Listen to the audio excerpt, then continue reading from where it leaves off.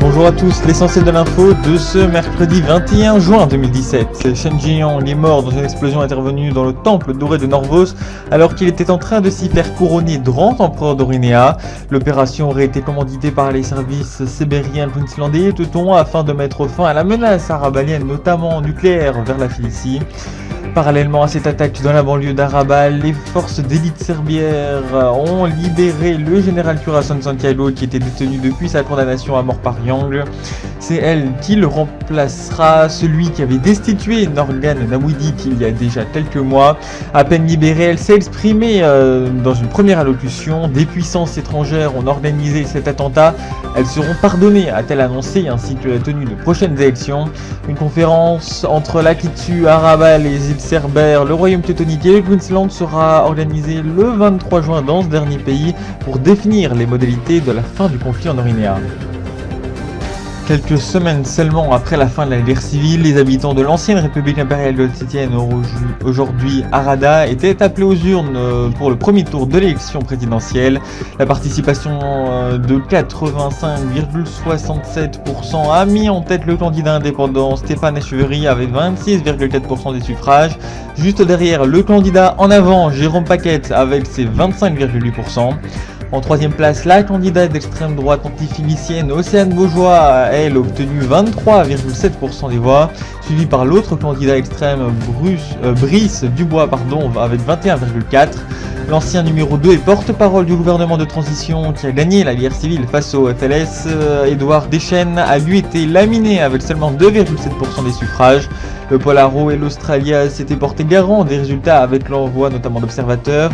Seul un incident dans un bureau de vote a été répertorié d'après la préfecture de police d'Harada. Le second tour aura lieu ce dimanche.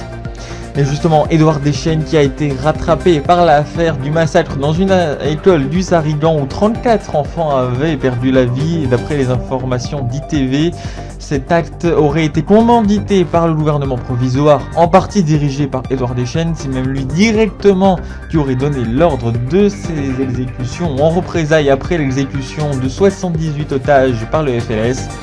Révélé 5 jours avant le premier tour, cette affaire avait miné sa campagne avec une chute vertigineuse dans les intentions de vote dans les sondages.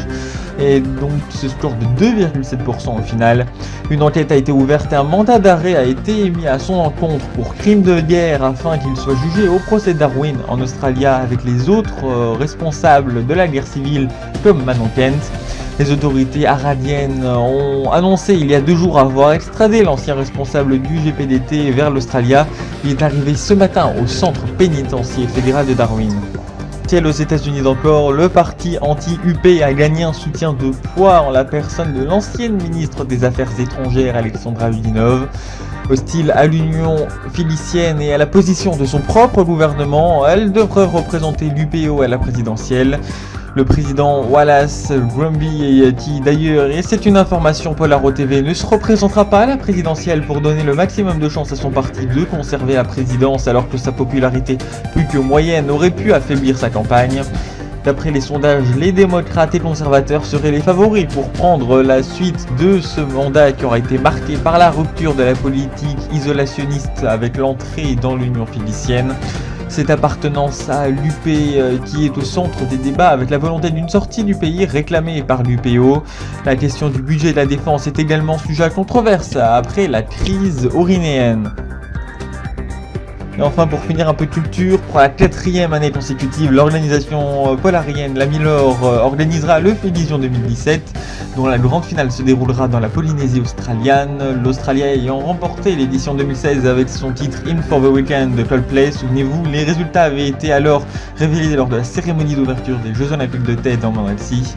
Cette année, 13 pays participeront, dont 4 pour qui ce sera la première fois, et à l'inverse, 4 autres pays feront leur 4e participation.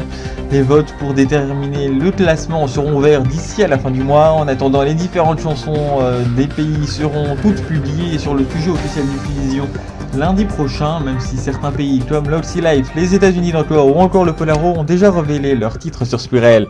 C'était l'essentiel de l'info de ce mercredi 21 juin 2017.